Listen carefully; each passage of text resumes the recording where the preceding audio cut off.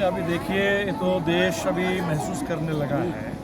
अभी ये 8 नवंबर को पूरे हिंदुस्तान ने फिर याद किया 2016 में नोटबंदी हुई थी और क्या कह करके नोटबंदी कर दी गई थी कि काला धन खत्म हो जाएगा, भ्रष्टाचार खत्म हो जाएगा।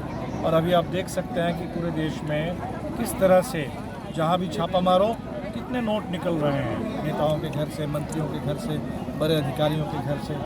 तो वो पूरा का पूरा नोटबंदी एक ज़बरदस्त गरीबों पर हमला था, देश की अर्थव्यवस्था को कमज़ोर किया। जीएसटी आया और वो जीएसटी आज कुछ लोग कहते हैं कि भाई इस देश में इनकम टैक्स देने वाले बहुत कम। हम करेंगे इनकम टैक्स की बात मत करो।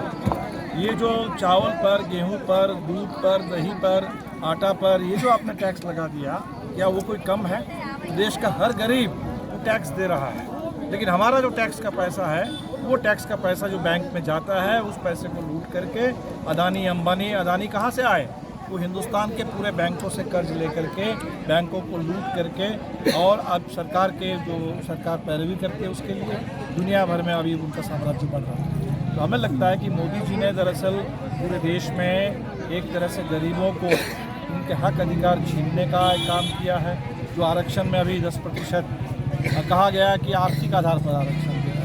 अगर आर्थिक आधार पर आरक्षण है तो उसमें सामाजिक बंटवारा क्यों किया गया? अगर आप कह रहे हैं कि 8 लाख तक जिनके सालाना आमदनी है उन तमाम लोगों के लिए आरक्षण है, तो दलितों को, पिछड़ों को, आदिवासियों को उस आरक्षण से क्यों बाहर कर दिया है? और 8 लाख की अगर आप बात करेंगे तो इस देश में ऐसी स्थिति है, मुश्किल से 2-3% हिंदुस्तान के परिवार हैं जिनके सालाना आमदनी 8 लाख से ऊपर होगी। तो 95% हिंदुस्तान वो 8 लाख से नीचे ही है। इसीलिए ये आर्थिक आधार के नाम पर, आरक्षण के नाम पर, दरअसल आरक्षण को ख़त्म करने, सामाजिक न्याय की जो भी हमारे संविधान में प्रावधान था उसको ख़त्म करने की साजिश हो रही है। इसीलिए मोदी जी ने जब चौतरफा इस देश के लोकतंत्र पर, इस देश के रोज़गार पर, पब्लिक सेक्टर पर, शिक्षा पर, आरक्षण पर, संविधान पर जब हमला बोल दिया है, तब हिंदुस्तान के सामने एक ही रास्ता बचता है कि इस देश में ऐसी तानाशाही को ये देश बर्दाश्त नहीं करेगा। और इसीलिए हम तो उम्मीद करेंगे कि बिहार ने 2020 के विधानसभा चुनाव में बिहार ने एक मजबूत जनादेश दिया था भारतीय जनता पार्टी के खिलाफ। अब तो भारतीय जनता पार्टी को बिहार ने सत्ता से भी बाहर कर दिया।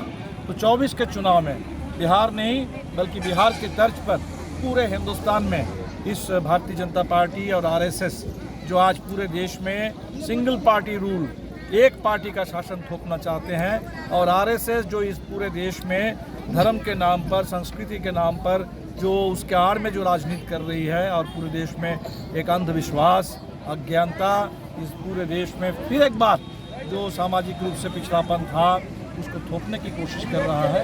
इसके खिलाफ बिहार आगे आएगा। और अगले साल फरवरी महीने में हमारी पार्टी का एक महाधिवेशन पटना में हम करने जा रहे हैं। 15 से 20 फरवरी, 15 तारीख गांधी मैदान में लोकतंत्र बचाओ देश बचाओ रैली से हम पूरे राष्ट्रीय स्तर पर इस आंदोलन को तेज करने का ऐलान करें।